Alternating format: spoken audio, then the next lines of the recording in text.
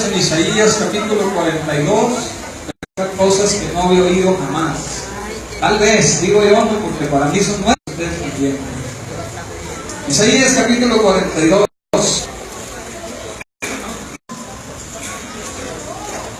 Una antigua profecía a través del Espíritu que estaba en el profeta Isaías, hablando del Mesías que habría de venir y del Espíritu que reposaría sobre él.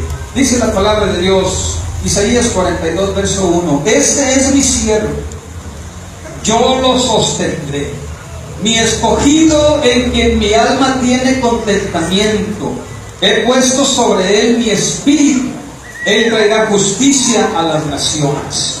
Verso 6 dice: Yo, Jehová, te he llamado en justicia y te sostendré por la mano. Te guardaré y te pondré por pacto al pueblo, por luz de las naciones, para que abran los ojos de los ciegos, para que saques de la cárcel a los presos y de casas de prisión a los que moran en tinieblas. Yo, Jehová, este es mi nombre, y a ningún otro daré mi gloria, ni a los ídolos mi alabanza. Amén. Oramos, hermanos. Señor Jesús, te damos gracias en esta hora.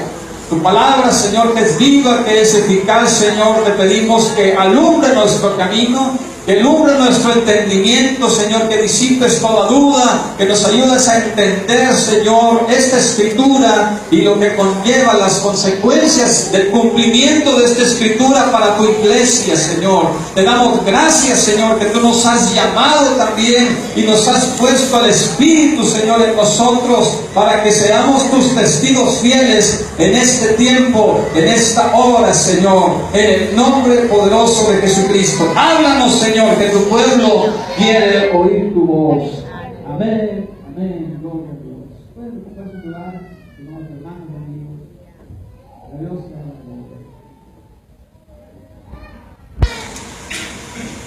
Bueno, hermanos, el tema del que quiero hablarles hoy es la vocación. La vocación de la que habla Pablo en los Efesios capítulo 4, porque es a donde quiero aterrizar. Dice Pablo: yo pues preso en el Señor, les ruego que anden como es digno de la vocación con que fueron llamados. Yo creo que para que la iglesia funcione eficazmente, todos necesitamos entender bien el llamado que Dios nos ha hecho. A ese llamado se le llama vocación. Vocación tiene que ver con ese llamado que viene de lo alto. Hay diferentes tipos de vocación. Ciertamente alguien puede decir: bueno, mi vocación es ser arquitecto, mi vocación es servir a la gente, mi vocación es ser carpintero, mi vocación es ser médico. Bueno, esas son vocaciones nobles, pero son vocaciones humanas, son vocaciones de la vida natural. Pero hay una vocación que viene de lo alto. A ese llamamiento, cuyo origen, naturaleza y destino son celestiales, se le llama vocación en la Biblia. La palabra griega que describe vocación es klesis, y implica la idea de una invitación.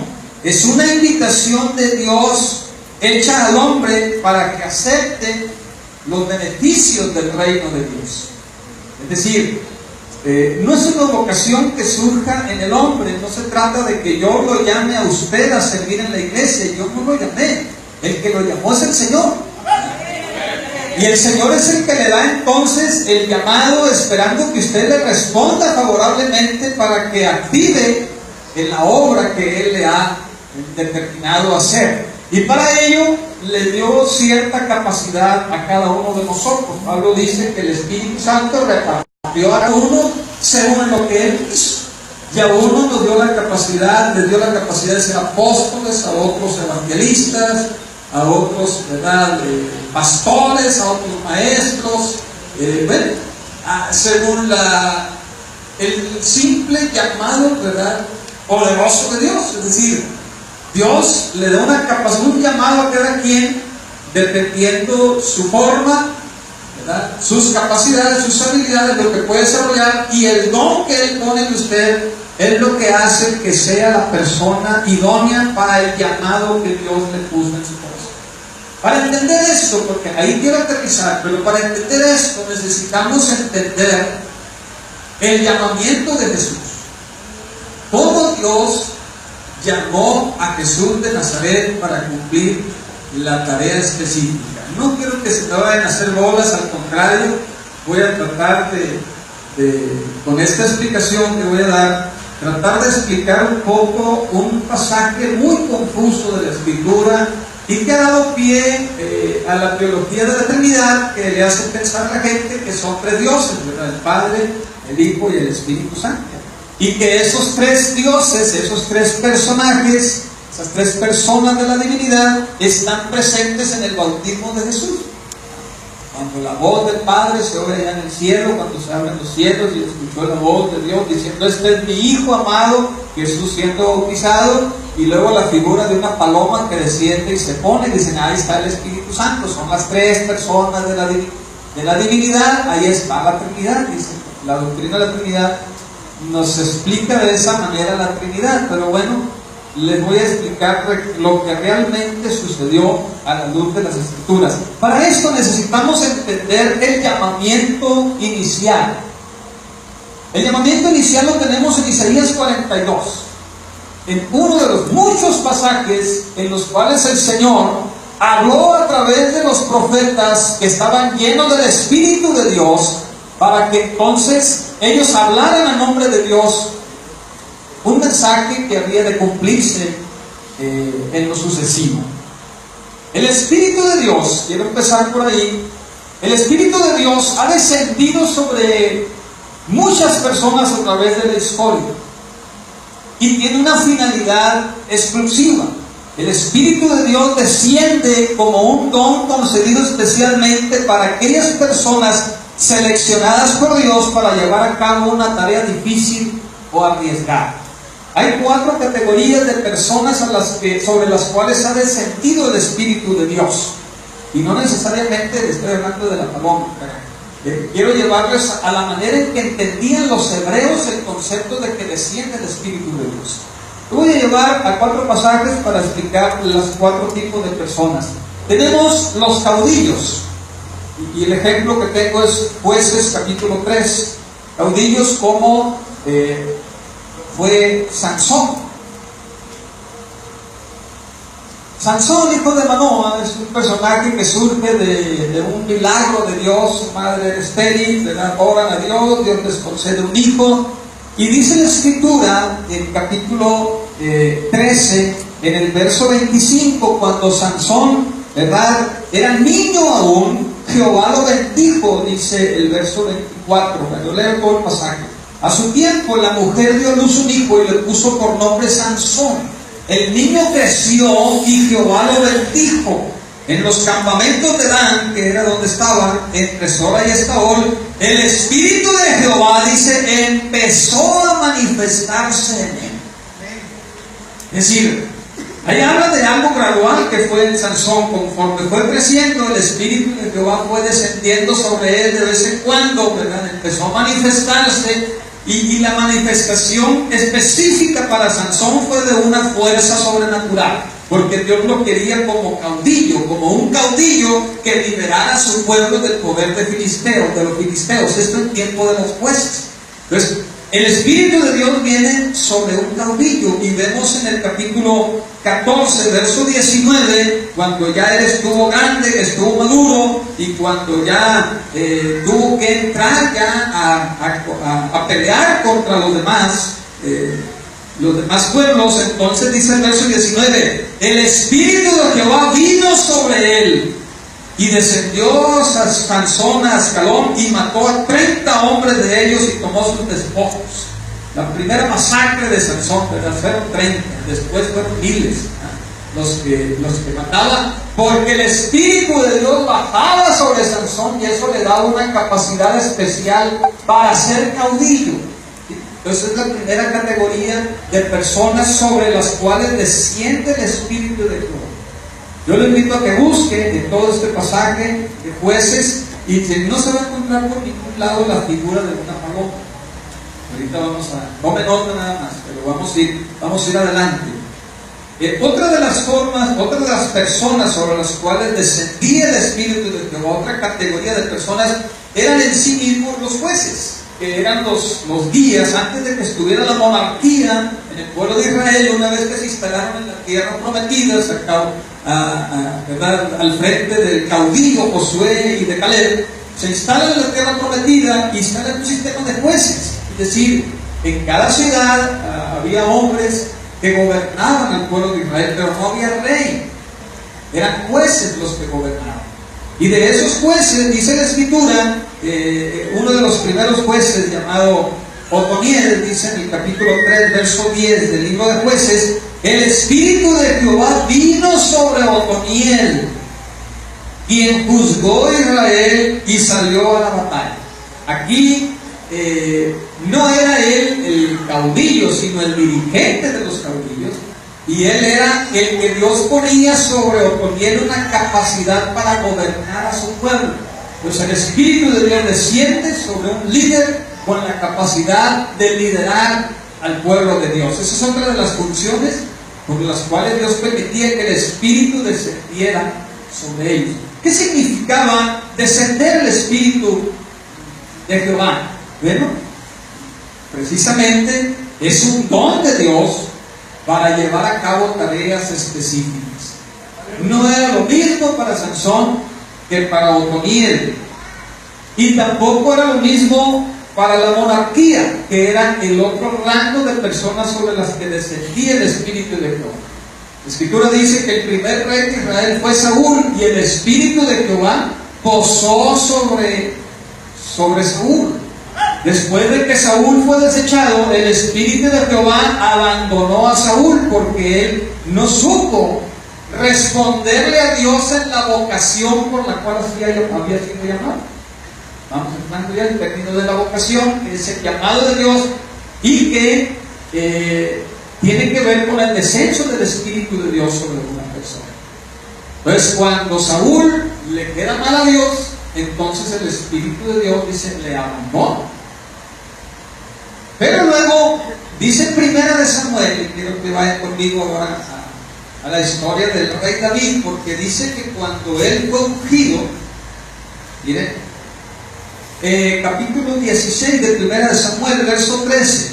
Samuel, bueno, ya después de toda la historia, ¿verdad?, de que llega a la casa de Isaí, porque ahí vendría Dios, ahí va a estar el rey, y le dice a Isaí: llama a tus hijos, y fue llamándolos a todos, ¿verdad?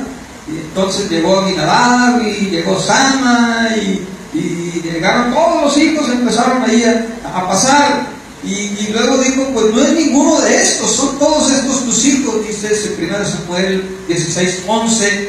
Isaí respondió: que era uno el menor, pero pues ese es un pastorcito ahí que apacienta las ovejas, o sea, como menospreciando. Los otros eran guerreros y eran hombres fornidos que estaban en el frente de la batalla. Dijo: pues si alguien va a ser rey de Israel, tendrá que ser uno de estos grandotes fortachones, y no el más chamaquito, ¿verdad?, flaquillo ahí que cuidaba las ovejas, ¿no? Entonces el mismo padre decía: pues este no tiene pinta de nada. Pero luego le dice Samuel: llámalo, envía por él, porque no nos sentaremos a la mesa hasta que él venga aquí. Y entonces dice: envió pues por él, lo hizo entrar. Él era rubio, de hermosos ojos y de buen parecer. Estaba medio guapetón también, al menos estaba chamado. Entonces Jehová dijo: levántate y úngelo, porque este es el rey que yo he elegido.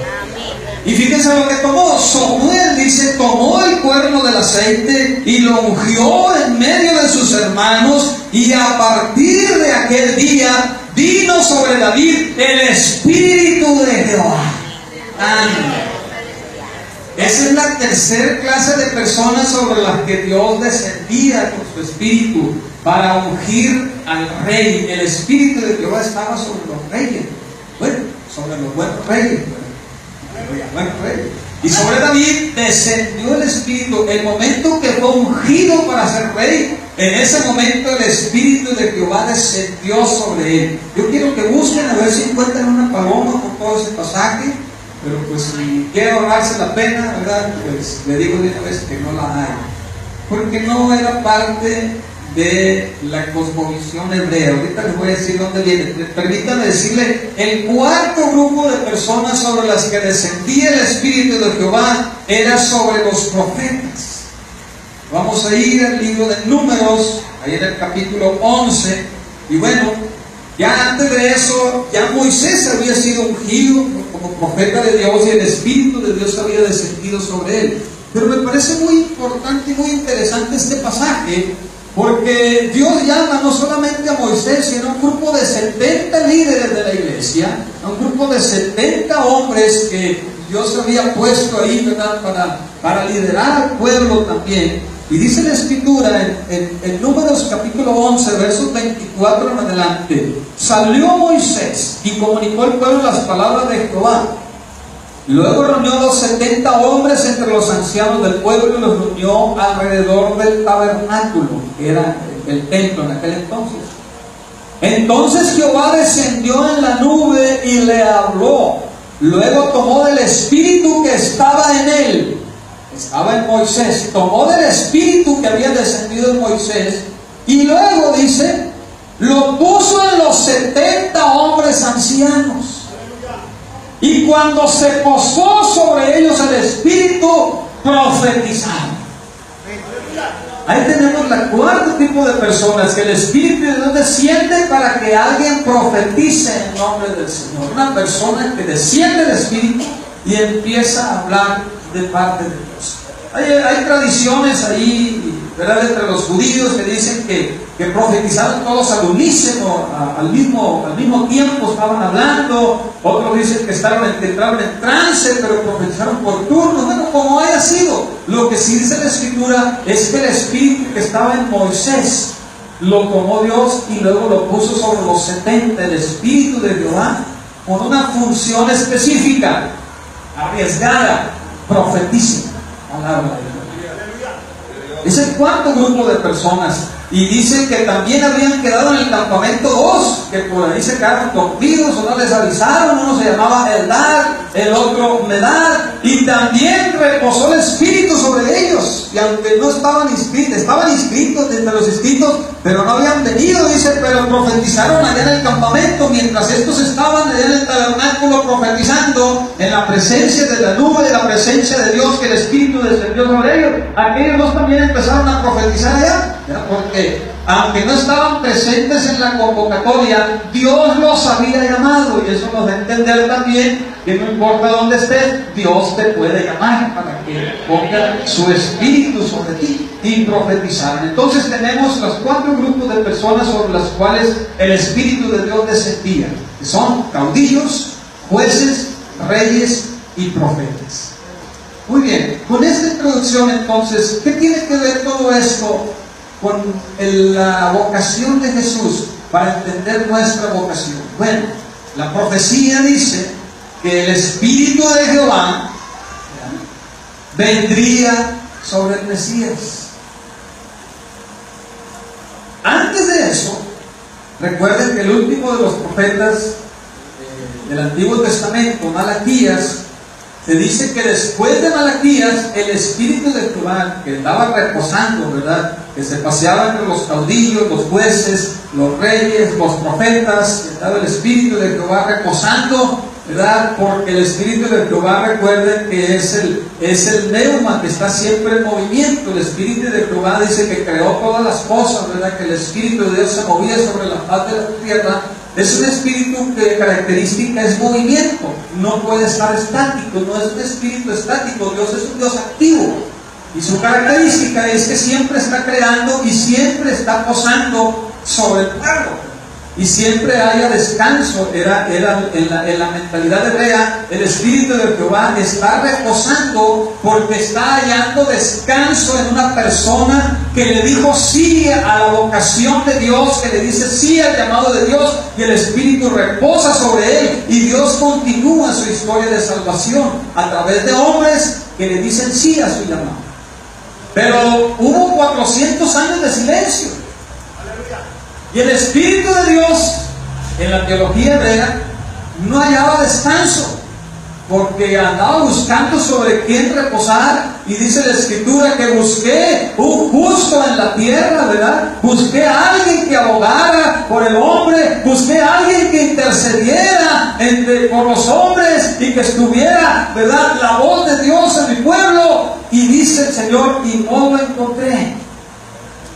En la mentalidad hebrea estaba: el Espíritu de Jehová está inquieto, no haya en quien reposar. 400 años no hubo profeta, no hubo rey, no hubo caudillo, no hubo juez sobre quien reposar, no hubo personas justas. 400 años de silencio, y el Espíritu de Jehová, decía en la mentalidad hebrea, está esperando ahora la llegada del Mesías, para entonces desbordar toda la capacidad creativa del Espíritu de Dios, todas las capacidades que vienen junto con su presencia, para ser caudillo, para ser juez, para ser rey, para ser profeta. Todas esas virtudes estarían sobre el Mesías, sobre quien esperaban descendiera el Espíritu de Jehová y reposara el Espíritu de esos 400 años en que el pueblo, ¿verdad?, no tuvo profeta, no hubo voz de Dios, y el Espíritu de Dios, dice en la mentalidad hebrea, pues estaba inquieto porque no encontraba en quien reposar. Cuando llegue el cumplimiento del llamado del Mesías, obviamente entendemos Jesucristo es Dios hecho carne, eso lo entendemos perfectamente, nos lo explica la Escritura, ¿verdad? El Verbo que creó todas las cosas, dice Juan, se hizo carne y habitó entre nosotros. Pero a la vez Jesús era totalmente hombre. Él se llamaba a sí mismo un título mesiánico dado también a los profetas, ¿verdad? Que el profeta Ezequiel, que era el Hijo del Hombre. Dios le dio un título a Ezequiel, y ese título se le atribuyó a Jesús, para decir: yo soy el Hijo del Hombre, Ben Adam. Ben Adam en hebreo. Yo soy Ben Adam, el Hijo del Hombre, es decir, el nacido de la simiente humana, pero sobre el cual el Espíritu de Dios debe de reposar, para entonces cumplir la misión del Mesías. Esa era la expectativa del pueblo de Israel. Hasta aquí todavía no encontramos como dice, ¿verdad?, una oración ahí medio chusco, ¿verdad? Todavía no encontramos aquí la palomita buena onda. Así dice, ¿verdad?, una oración de la presa, ¿no? El papi, el junior y la palomita buena onda. Porque no estaba en la mentalidad hebrea. La paloma no tenía ningún mérito en la teología hebrea, no estaba en las figuras, no se había manifestado de esa manera. Si acaso había una que otra alusión en los profetas, ¿verdad?, como alas de paloma, ¿verdad?, que puso ese canto hace poco basado en una voz profética, pero no hay más alusión. No se le refería a Dios, ni al Mesías, ni a nadie. Cuando Jesús es bautizado, el primer evangelista, que es Marcos, que escribe su evangelio alrededor de 15 años después de la muerte del Mesías, él escribe y dice que el Espíritu de Dios, dice todos los elementos proféticos, que los cielos se abrieron, como dice Isaías, y como decían otras profecías, el día en que iba a ser el llamamiento del Mesías, ese día se iban a abrir los cielos, ese día Dios iba a dar su aprobación, y ese día el Espíritu de Jehová iba a descender sobre el Mesías, y entonces empezaría su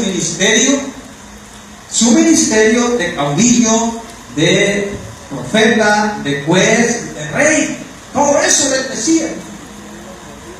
Y dice Marcos que cuando Jesús fue bautizado, él fue bautizado junto con mucha gente que estaba ahí en el Jordán. Juan tenía una encomienda específica de Dios, y él dijo: yo los estoy bautizando en agua, pero viene otro detrás de mí, del cual yo no soy ni digno de desatar las correas de su calzado. Ese los va a bautizar en Espíritu Santo y fuego. Y él no sabía quién era, pero él sabía que donde reposara el Espíritu de Dios, ese iba a ser. Donde se abriera el Espíritu, el cielo, y donde Dios de alguna manera diera a conocer la indicación, ese va a ser. Y cuando Jesús llega en medio de todos los que se están bautizando, le reconoce porque cuando Jesús llega a ser bautizado, algo empieza a suceder. algo empieza a suceder en los cielos, y no físicamente, y quiero también hacer hincapié en esto. Para entender la manera en que los hebreos entendían las Escrituras, es muy diferente el pensamiento hebreo al pensamiento de los demás pueblos. Los demás pueblos eran muy visuales, sobre todo los occidentales. Los orientales son más místicos, es decir, se mueven en el simbolismo. Por ejemplo, los hindúes tienen millones de dioses. La religión de los brahmanes, ¿verdad?, tienen millones de dioses y los representan con infinidad de cosas, con una moneda, con una vela, con un canasto, con un animal, con una figura de oro, de plata, en muchas cosas. Pero los orientales saben que no es ese Dios, sino que esa es una representación de Dios. Los occidentales, ellos pensaban que Dios era verdaderamente la estatua. Esa era la diferencia. Entonces, vamos a pensar que decían los brahmanes, este púlpito es el Dios del querigma, de la predicación. Pero los brahmanes, aunque le perdían ver ese reverencia, sabían, este no es Dios, esta es una representación del Dios de la predicación. Pero en Occidente decían, en este mismo púlpito podrían decir, este es el Dios de la predicación. Y si tú llegabas y decías, no lo toques porque es el Dios de la... No, pero es que representa, no lo representa, Él es el Dios de la predicación. ¿Se dan cuenta? Bueno, los hebreos que eran orientales no pensaban nunca en las cuestiones físicas, y mucho menos siendo hebreos, porque no representaban a Dios de ninguna manera. Eso lo dice claramente: no te harás dioses ajenos delante de mí, no te harás figuras de ninguna cosa, ¿verdad? Ni de oro, ni de plata, ni de madera, de lo que esté arriba en el cielo, ni en la tierra, ni debajo de la tierra, no te inclinarás a ella ni las adorarás. En los hebreos estaba más evolucionada la idea de Dios, porque a diferencia de los occidentales, nunca pensaban que Dios estuviera materializado en un objeto. A diferencia del resto de los orientales, nunca pensaban que Dios lo tenían que representarlo en un objeto. Y entonces todo lo que se decía del Mesías tenía que ser una experiencia espiritual, no necesariamente una experiencia visible. Y eso lo explican claramente Marcos, Mateo y Juan. ¿Cómo les explico esto? Bueno, Marcos fue el primer evangelista hebreo, y en la mente de Marcos dice que vio todos los elementos de la entronización del Mesías. Él dice: los cielos fueron abiertos, pero los hebreos no esperaban, ¿verdad?, voltear arriba y ver que las nubes se hicieron a un lado y se abrió un hoyo, ¿verdad?, y se vino un torbellino. No era algo físico. En ese momento entendieron los cielos abiertos, porque entonces se accedió a la gracia divina en ese evento. Nada que ver con el estado de las nubes ni del clima. Para los hebreos era una cuestión espiritual, una cuestión del sentir de lo que estaba sucediendo ahí. La voz sí se escuchó, porque si dice de voz audible, se escuchó una voz que de ese cielo que se abrió en el ámbito espiritual, se oyó una voz diciendo el cumplimiento de la profecía de Isaías 42: este es mi Hijo amado en quien tengo mi complacencia. Que es lo que dijo Dios que iba a suceder cuando llamara al Mesías. El tercer elemento, que era que el Espíritu de Jehová descendería sobre él, los hebreos jamás pensaban en un elemento visible, como nunca lo pensaron en un elemento visible cuando descendió el Espíritu sobre Sansón, cuando descendió sobre Otoniel, cuando descendió sobre David, cuando descendió sobre Moisés. Y ellos no lo vieron de manera física, porque no era el caso. Ellos decían: el Espíritu de Jehová descendió, porque desde que sucedió esto, su vida fue diferente. Desde que Moisés fue lleno del Espíritu de Dios, su vida fue transformada. Desde que el Espíritu de Dios descendió sobre, ¿qué te gusta?, sobre Sansón, él se volvió fuerte. Y ellos decían, el Espíritu de Dios vino porque Él se hizo fuerte. Lo podemos ver de esa manera por el resultado de que el Espíritu descendiera. Pero no porque hayan visto, ¿verdad?, un personaje haya venido y haya entrado en el cuerpo de Sansón o de Moisés o de Daniel. Entonces, cuando Marcos describe el primitivo de los evangelios, el primer evangelio, 15 años después, una experiencia reciente literariamente hablando, él dice, y el Espíritu descendió como una paloma. Y ahí está la clave para entenderlo. El cómo es una figura literaria, que es un símil. Es como cuando el Señor dice, aumentarán mis fuerzas como las del búfalo. Sería muy absurdo pensar que a mí me van a salir cuernos y me voy a abrir fornidos, me va a salir cola y voy a andar en 4 patas porque ahora soy búfalo. No, Dios aumenta mis fuerzas como las del búfalo. Es una comparación. Es una figura literaria llamada símil, así se le identifica en la literatura, y es una simple comparación. Cuando Marcos dice, y el Espíritu descendió como una paloma, está hablando del descenso del ave, que es muy diferente al resto de las aves. Les voy a poner 3 ejemplos. Algunos de ustedes conocen los cuervos, mejor conocidos como chanate, unos cuervillos que habitan por el... ¿Qué pasa cuando llega un chanate? Es un escándalo. Llega y de por sí es un escándalo, llegan a lo boco. ¡Ay, un escándalo el chanate! El Espíritu de Dios no desciende como nosotros. Tampoco desciende como las águilas, que aunque son muy majestuosas e impetuosas, ¿verdad? Y ellas simplemente frenan y posan, cuando llegan, reclaman ese lugar y pegan un fuerte aullido. ¿Quién sabe cómo hacen las águilas? Es un graznido, ¿verdad?, que se oye a kilómetros, el graznido de las águilas. No, el Espíritu de Dios no desciende de manera majestuosa ni de manera escandalosa, no. Pero al contrario, dice Marcos, hace la comparación. ¿Cómo desciende la paloma? Desciende de una manera siglosa y posa en la rama y luego empieza a hacer un sonidito, ¿verdad?, que lo escuchas y dice, wow, llegó una paloma al árbol del vecino, ¿verdad?, y lo escucho y dice, qué agradable cuando posa una paloma en un árbol.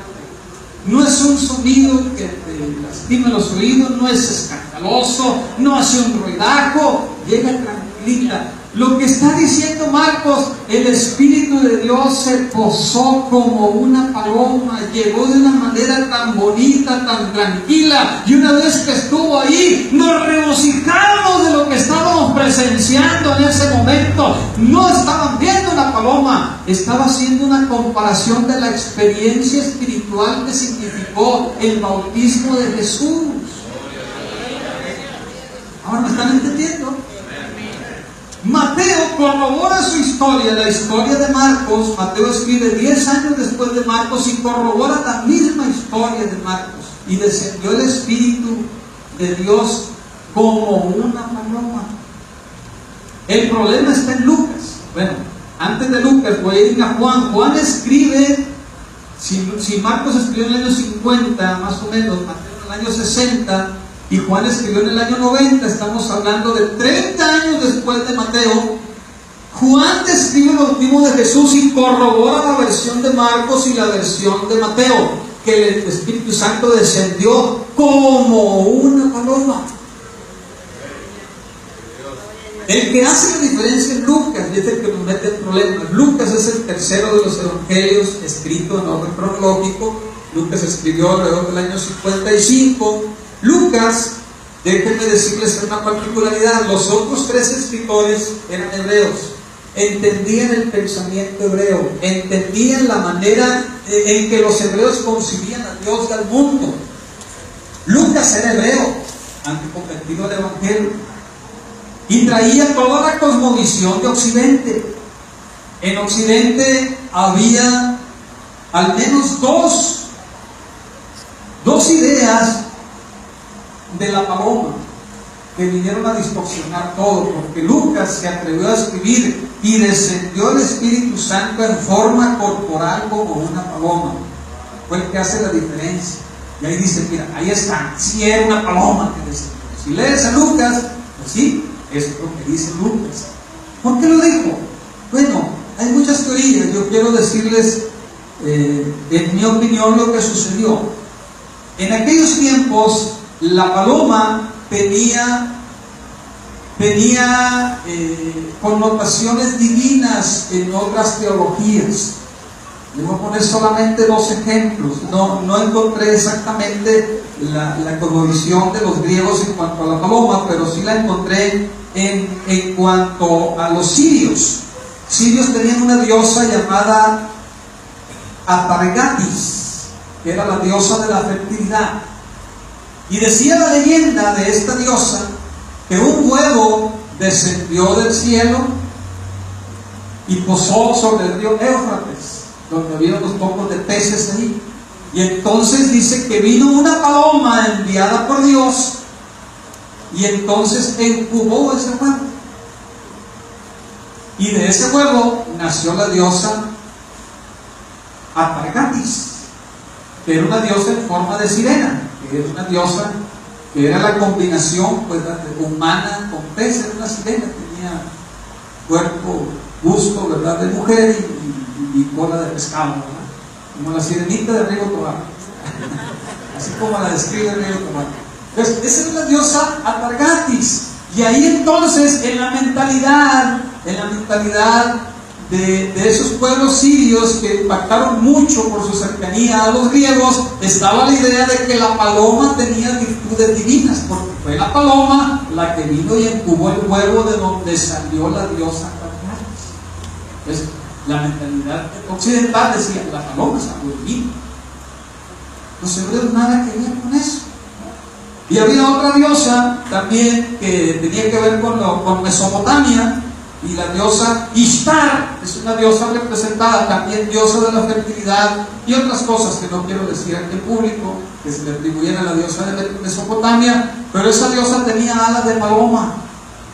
Entonces, no es difícil de entender y sacar la conclusión de que en la mentalidad occidental de Lucas, la paloma, decía, es algo divino, tiene que ser divino. Y entonces él, con lo que investigó, porque él no fue un testigo de primera mano, los testigos fueron Marcos, Mateo y Juan, pero él investigó lo de Marcos, investigó lo de Mateo. Juan no había escrito todavía, y entonces tiene la brillante idea, inspirada por Dios, de escribir un evangelio dirigido a los griegos, a los de mente occidental, y a los occidentales que sí veían a la paloma.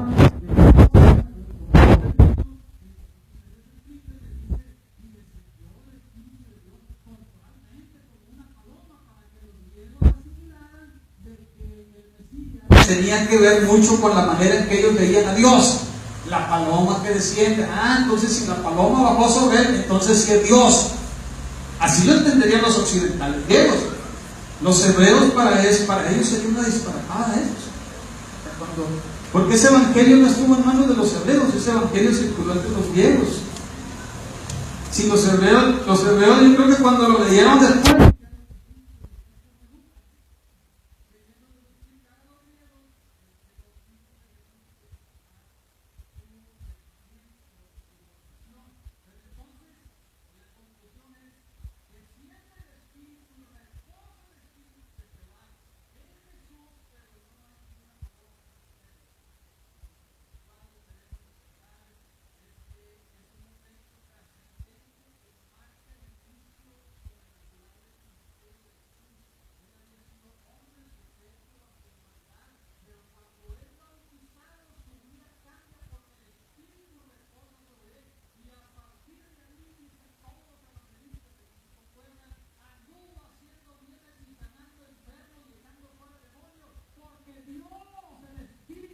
reposados, estaba con él.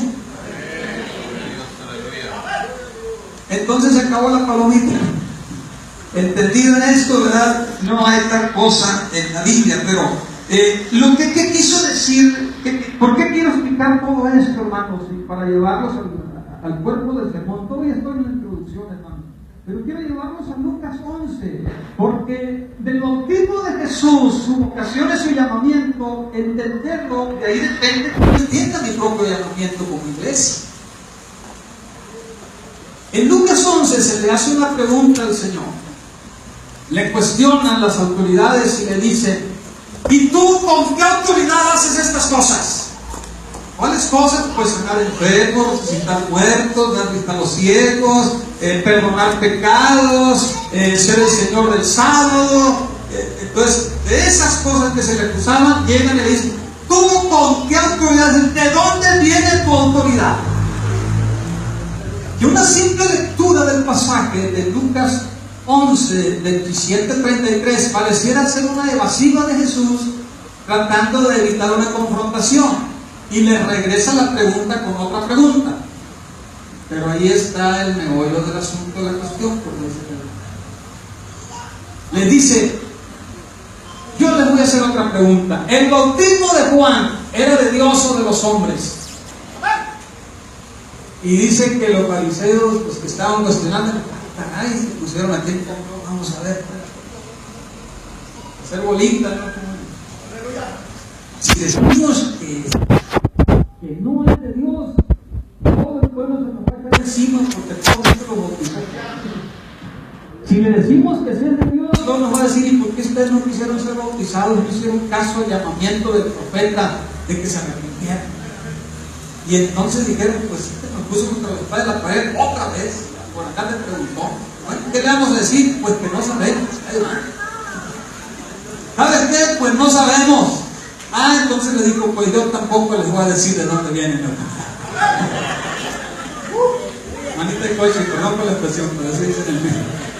Los mandó calladitos, pero ahí está implícito entre líneas, hermanos, en verdadera autoridad. Lo que Jesús estaba queriendo decir con todo ese diálogo es: mi autoridad la recibí el día en que fui bautizado. El día en que los cielos se abrieron, el día en que la voz de Dios vino a mí de una manera en que no me quedó duda que era Dios quien me estaba llamando para que lo hiciera, el día en que el Espíritu de Dios reposó sobre mí, ese día llegó la autoridad para mi vida, y por eso hago todo lo que hago, porque tengo la autoridad que me fue dada el día de mi bautismo. Hermanos, entonces con esta clave entendemos la importancia de ser bautizado. El bautismo es lo que nos da a nosotros la autoridad que dice Pablo. Ahora sí me voy a Efesios capítulo 4, les dice: yo pues preso en el Señor les ruego que anden dignos de la vocación con que fueron llamados. Hay una vocación, hay un llamado al que le dijimos sí al Señor, y nosotros decidimos sumergirnos en las aguas del bautismo como lo hizo Jesús. Ese día Dios, dice Juan, nos dio la autoridad de ser llamados hijos de Dios.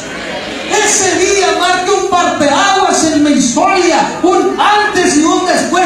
Ese día me convertí en hijo de Dios. Ese día que fuiste bautizado, hermano, la autoridad de Dios llegó a tu vida. Los cielos fueron abiertos para tu vida. El Espíritu de Dios reposó en tu vida.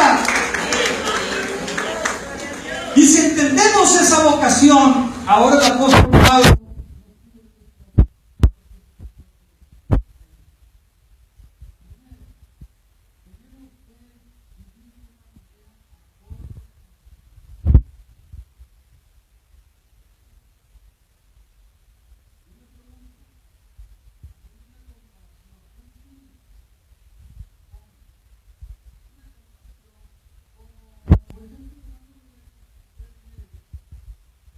él tiene una vocación en lo natural, un llamado a servir a los demás en la cuestión de sanidad. Imagínense que un día llegue el hermano Rubén a su consultorio y en vez de llegar con su bata blanca, con su propio y sus elementos ahí, recetas, llegue con un botón de base, con un solo de muro, ahora sí te sirve para la consulta. ¿Qué van a decir?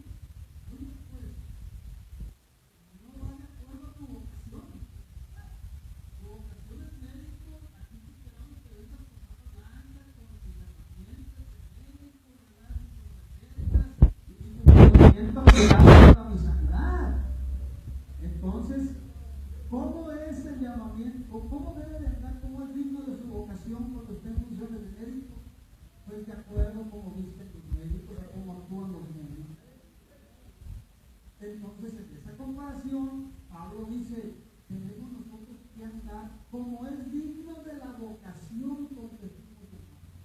Yo tengo que andar como hijo de Dios. Tengo que andar como uno al que los cielos serán abiertos para poder estar en comunión con Dios. Yo tengo que andar como uno al que Dios le dio su aprobación para ser su siervo. Yo tengo que andar como uno sobre el cual reposa el Espíritu de Dios para ayudar en la continuación del proyecto de Dios, para orar por enfermos, para proclamar la palabra, para apoyar que la obra de Dios siga adelante. Eso es andar digno de la vocación con que fui llamado. De otra manera, pues iban a decir, oye, pues este es hermano, pero no anda como andan los hermanos. No habla como hablan los hermanos, no es digno de la vocación eso. No dice como visten los hermanos. No hace lo que hacen los hermanos. Entonces dice Pablo, tenemos que andar como es digno de esa vocación, como hijos de Dios amados. Y lo describe el cómo, dice, con humildad, con mansedumbre, soportándonos con paciencia los unos a los otros, procurando mantener la unidad del Espíritu, porque el que nos ha llamado es un solo cuerpo, un solo Espíritu. Fuimos llamados a una misma esperanza de nuestra vocación. Tenemos un mismo Señor, una sola fe, un solo bautismo, un solo Dios y Padre. Pues eso es andar digno, dice Pablo, de la vocación con que fuimos llamados. Tenemos que vivir de acuerdo a lo que corresponde a un hijo de Dios que ha sido bautizado en su nombre.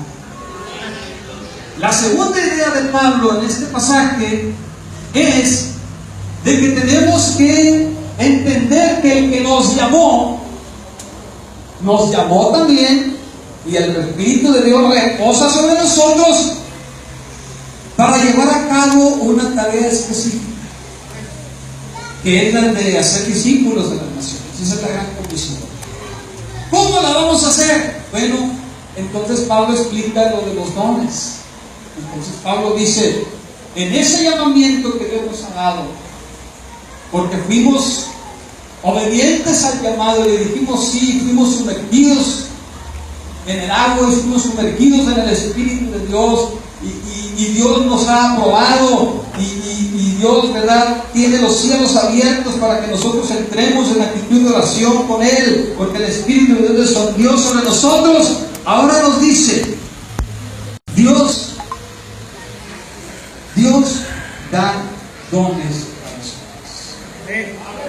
Los dones no son otra cosa sino capacidades de parte de Dios. Dice, el que descendió es el mismo que subió por encima de todos por los cielos para llenarlo todo. Y Él mismo constituyó a unos apóstoles, a otros profetas, a otros evangelistas, a otros pastores y maestros. Es decir, en ese llamado santo que Dios nos ha dado, nosotros tenemos parte en algunos de estos 5 ministerios básicos. Algunos Dios los llamó en el apostolado, es decir, para plantar nuevas obras.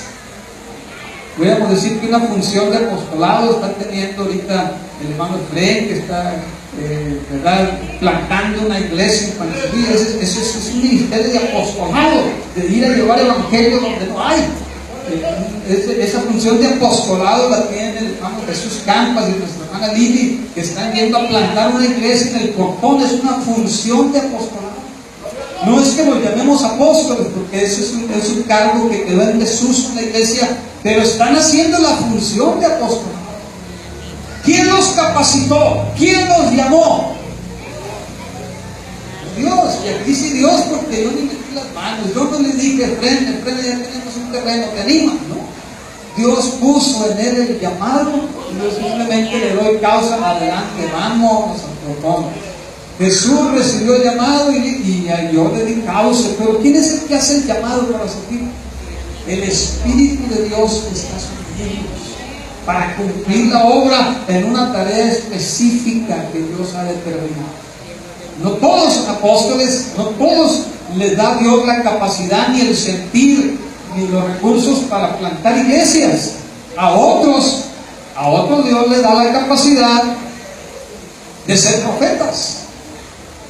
Y el Espíritu de Dios ha descendido sobre algunos de nosotros con capacidades para profetizar, palabra de Dios, con esa capacidad dada por Dios, de tal manera que Dios les habla de una manera específica, en un tiempo, en un momento específico, a la persona específica, acerca de cosas que están sucediendo, que han de venir. Esos son los profetas. Y los hermanos que se mueven en ese ministerio lo hacen porque le han dicho sí al llamado de Dios, y el Espíritu que reposa en ella los ha llamado para que así, mientras unos son apóstoles, otros estén realizando una labor profética, que es la de proclamar también. Aquí en este momento estoy cumpliendo una función profética. Yo soy pastor, pero también soy profeta, porque profetizo la palabra de Dios. ¿Me explico? Pero y hay otros que pueden que no sean pastores, que pueden que no prediquen, como lo estoy haciendo yo ahorita, que no prediquen aquí en este altar, pero hablan palabra de Dios fresca a las personas por un mensaje que Dios les da. ¿De dónde viene esa capacidad? De Dios, por el Espíritu que reposó en ellos al momento de ser bautizados, al momento que Dios les dio la aprobación, y el Espíritu de Jehová reposó sobre ellos, aunque no hayan visto ninguna paloma nunca. Pero el Espíritu reposó en ellos. Otros les dio la capacidad de ser evangelistas, esa capacidad interesante de personas que no pueden estar calmados sin que estén hablando de una persona, que aprovechan cada oportunidad por compartir el Evangelio, que están siempre buscando, ¿verdad?, cómo atraer a personas hacia Cristo. Ellos pueden ser líderes de la casa del alma, son hermanos que están ahí, que siempre traen gente a la iglesia, siempre están trayendo, siempre están diciendo, ya tantos, ¿no? Y de los que se bautizan, ¿verdad?, son los que están ahí trayendo gente, evangelizando. Tienen esa capacidad de parte de Dios. No todos son evangelistas, todos debemos cumplir una misión evangelística, pero no todos tienen esa habilidad. Se van de gente, de no sé cómo le hacen, pero hay gente, la sacan de entre las piedras, pero la traen, ¿verdad?, y se convierten y están ahí, ¿verdad? Y hay hermanos entre ustedes que son evangelistas porque Dios les dio esa capacidad. Otros dicen son pastores y otros son maestros. Y bueno, ya no doy más detalles, pero ahí ustedes van entendiendo que tampoco es de todos ser pastores. Dios da a ciertas personas cierta capacidad especial para poder llevar la carga emocional de la iglesia, para poder estar soportando, para poder llevar, para poder estar en esa comunicación. ¿Por dónde vamos, Señor? Por aquí, para estar consolando a la gente, para estar brindando consejería. No todos tienen capacidad pastoral, pero hay muchos pastores entre ustedes. No nada más yo soy pastor aquí. Dios le ha dado capacidad a muchos de ustedes para ser pastores, porque hacen tarea, pastor. Hacen tarea de conducir hermanos que los siguen, que van a ustedes por un consejo, que los ven a ustedes como su guía, sean líderes o no de la casa del alma, sean líderes de un ministerio, no, pero hay gente que los ve como con paternidad espiritual y los siguen. Ustedes son pastores, por si no lo sabían, ¿verdad? Son pastores y Dios les dio la capacidad. Y otros que son maestros.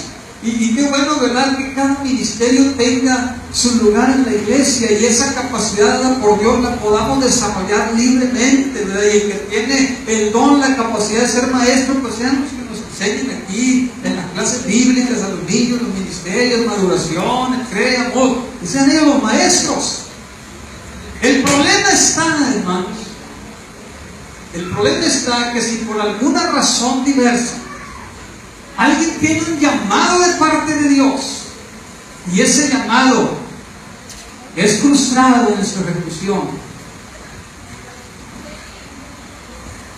ahí es donde tenemos que ayudarnos unos a otros para desatarnos. Porque ¿qué tal alguien que dice, muy bueno para enseñar y se le da y explica y investiga y le gusta la lectura y lee, se sabe muchos textos de memoria y conoce de teología y desea ser maestro, pero no es maestro actualmente? Pues es un maestro frustrado. Yo hace mucho, pero a quien me enseña no me dan oportunidades.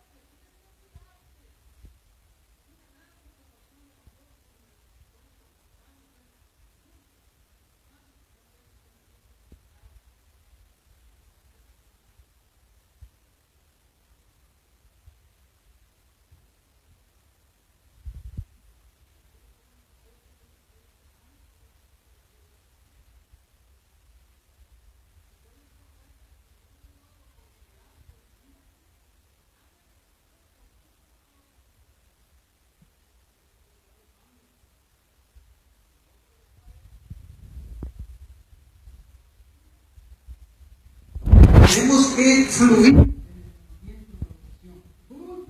Emocionar, ya se nos fue el tiempo. Estoy bien emocionado, pero ya no hay tiempo. ¿Cuál es la finalidad, hermanos, del llamamiento, de la vocación que Dios nos ha dado? Lo dice el verso 12.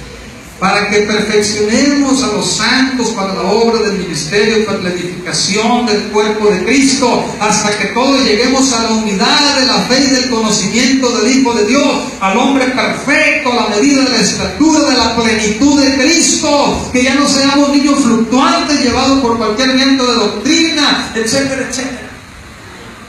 ¿Cuál es la finalidad, hermanos, de que el interés de Pablo y del Señor, de que estemos bien conscientes que hemos recibido un llamamiento, que hemos recibido una capacidad por el Espíritu que ha reposado en nosotros y que tenemos que aplicarlo en la vida de la iglesia para que la iglesia se edifique? La voz del ministerio frustrado dice: es que muchos se están perdiendo en la iglesia. Bueno, esa es la voz frustrada de un consejero que no está ejerciendo su ministerio. Pero si entra a ejercer su ministerio, va a decir: pastor, ¿por qué no me da la oportunidad de ir a visitar a tal y tal hermano que tiene rato que no vienen? Porque yo siento que los estamos perdiendo y Dios me llamó para esto, a mí me mueve eso. Bueno, ese es darle fluir al Espíritu de Dios en el llamamiento. El frustrado simplemente ve las cosas negativas. No, pues es que la alabanza, la iglesia, bueno, pues entonces los que se quejan de la alabanza es porque son músicos y pueden hacerlo mejor. Y están frustrados porque no tienen un lugar. ¿Qué tienen que hacer? Pues simplemente vénganse, enriquezcan la alabanza si creen que no es el nivel que usted considera y usted puede aportar algo. Que la enseñanza en la iglesia está por los suelos, la escuela es un desorden. Bueno, quiere decir que usted es maestro y está frustrado porque no es parte del sistema educativo. Venga y díganos: hey, yo puedo hacer algo por la educación de la iglesia. Aquí está mi mano, mi tiempo, mi talento. ¿En qué le puedo servir, pastor? El problema son los ministerios frustrados. Hermano, es que yo soy profeta y el profetizo que usted le doy muy mal. No, está frustrado. Porque la palabra de Dios dice que a mí me vienen todas las áreas de mi vida. Y Dios no puede profetizar en contra de su palabra. Y voy a ser prosperado en todo lo que haga. Y Dios me ha dado todo lugar que pise la planta de mi pie. Y voy a prosperar en todo porque estoy siguiendo la palabra y tratando de obedecerle. Así que, hermano, usted es profeta, pero su profecía no es conmigo, porque yo sí estoy trabajando para el Señor. Y el Señor bendice a los que trabajan en su obra. Pero más bien, usted tiene un ministerio profético que necesita ser encauzado. Véngase para acá. Intégrese en la intercesión, intégrese en la oración, intégrese en la liturgia, para que entonces usted profetice bien. Profetice las cosas que de veras son de parte de Dios y no su sentir, porque tiene un ministerio frustrado. Haz de Cristo, iglesia. No sé si usted no me entendió, ya estoy hablando de más. Pero mi idea, hermanos, es de que busquemos como iglesia ocupar nuestro lugar en esta iglesia. Todos ustedes tienen un lugar en esta iglesia, no porque Dios se los dé, porque Dios se los dio por un llamamiento santo. Y Dios nos ha dado la habilidad para servir a la iglesia, y ustedes no deben de sentirse frustrados si están haciendo lo que Dios quiere que hagan. Ustedes deben de sentirse las personas más realizadas del mundo. Hermano, cuando alguien está enseñando y su ministerio es la enseñanza, hermano, paga por enseñar. ¿Recuerdan esa anécdota que le decía? Camarada de Baco en el pueblo donde soy. Le gustaba tanto, pero tanto el pleito, que en los bailes compraba los pleitos. Le veía que andaban peleando y llegaban: déjate la vida, le pagaba. Porque le gustaba tanto que pagaba por pelearse en los bailes. Bueno, así es el que tiene un ministerio y se está realizando. Oye, que no eres maestro, pero te gusta enseñar, de todas maneras vas a participar de alguna manera, vas a estar enseñando. Hay muchísimos espacios, no solamente son las 10 materias que podamos tener en la iglesia. están las 18 casas del alma que necesitan también ser reforzadas en la enseñanza. Hay 18 casas del alma y 3 campos de predicación donde puedes profetizar, donde puedes enseñar, donde puedes ejercer un ministerio, además de todo lo que hacemos aquí, hermano. Pero cuando todos estemos haciendo, hermanos, lo que Dios nos cambió, lo que Dios nos llamó por su llamamiento santo y que puso en nosotros su espíritu en el momento de bautizarnos, esta iglesia, hermano, va a marchar como una iglesia, como un hombre perfecto, a la estatura de la plenitud de Cristo. Una iglesia madura, una iglesia trabajadora, una iglesia que está empujando la obra de Dios, una iglesia que ha dejado la murmuración, que ha dejado la crítica atrás, porque aquí dice, es un cuerpo que está unido entre sí por todas las coyunturas, que se ayudan mutuamente según la actividad propia de cada miembro, y entonces recibe el crecimiento para ir edificándose en amor. Qué bonito, hermanos, que podamos entender el llamamiento de parte de Dios, la vocación, y aprendamos a andar como es digno de la vocación con que fuimos. Termino yo así con esto, hermano, porque el tiempo avanza. ¿Qué les parece si oramos, hermanos? ¿Qué les parece si oramos? Yo le pido a Dios por usted, hermano, para que usted se sienta realizado en esta iglesia, que usted pueda hacer la función para la cual el Señor lo llamó, que usted despierte a los dones y ministerios, ¿verdad? Y que se despierte, ¿verdad?, ese león que está enjaulado dentro de usted y salga a conquistar al mundo para Cristo y deje la frustración atrás, hermano. ¿Qué les parece? ¿Estará buena la idea? Nos ponemos de pie entonces, hermanos, y vamos a pedirle a Dios que nos despierte, hermanos, que levante los ministerios, que nos sea necesario que tú sientas nuevamente el llamado de parte de Dios. Dile, Señor, yo quiero sentirme nuevo por el Espíritu Santo. Bueno, venga, hermanos, y pídaselo a Dios. Si usted tiene dudas de su llamamiento, venga y expóngaselo al Señor. Si usted siente que su ministerio, ¿verdad?, puede dar aún más, venga y dígale al Señor, Señor, yo quiero hacer más por tu obra. Porque, hermanos, hay muchísimo que hacer. Hay muchísimo que hacer en la iglesia. Ven, el altar está abierto, hermanos. Si alguien quiere venir a orar conmigo aquí, vamos a orar y pedirle a Dios que ese llamamiento santo, ¿verdad?, lo reavive en nosotros. Ese ministerio santo se active en nuestras vidas. Empezamos a orar, hermanos. Puede levantar sus manos al cielo y hablar con Dios en esta hora. Padre, en tu precioso nombre, Jesús, estamos aquí delante de ti. Esta hermosa iglesia, Señor, a la que has llamado a ser